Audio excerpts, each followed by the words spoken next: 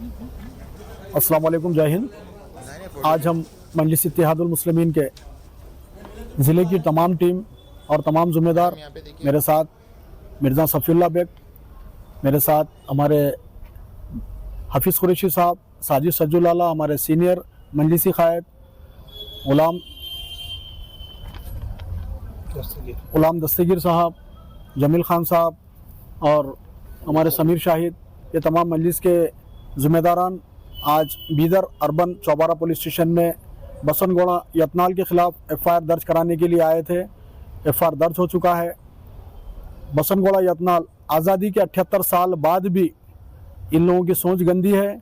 ऐसे मौके पर भारत में एक बड़ा तबका रक्षाबंधन मना रहा है, जिसमें बहन और बेटी की हिफाजत की बात की जा रही है। ऐसे टाइम पर इस गंदी सोच वाला बीजापुर का एमएलए बसनगोड़ा यतनाल फिर मुसलमान बहनों के बारे में फिर गंदगी उगला है।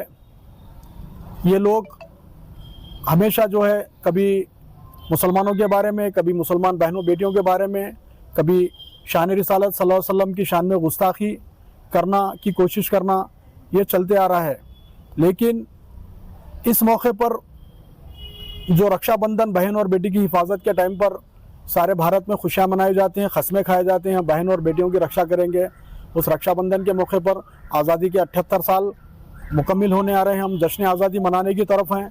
ऐसे मौके पर इस गंदी सोच के, भड़वी सोच के लोग बसनगोड़ा यतनाल जो बीजेपी से खारिज एमएलए है, हालांकि अभी भी वो बीजेपी के लिए काम करता है, उसने मुसलमान बच्चियों के ताल्लुक़ से ये कहा है कि कोई भी अगर हिंदू मुस्लिम लड़की कुछ से शादी करता है या उठाकर लेकर जाता है तो हम 5 लाख रुपए इनाम देंगे।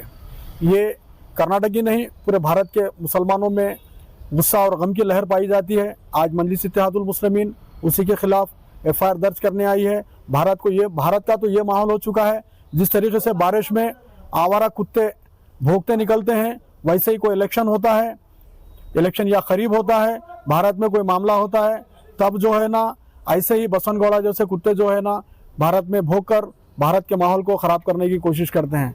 हम अभी एफ़आईआर दर्ज किए हैं।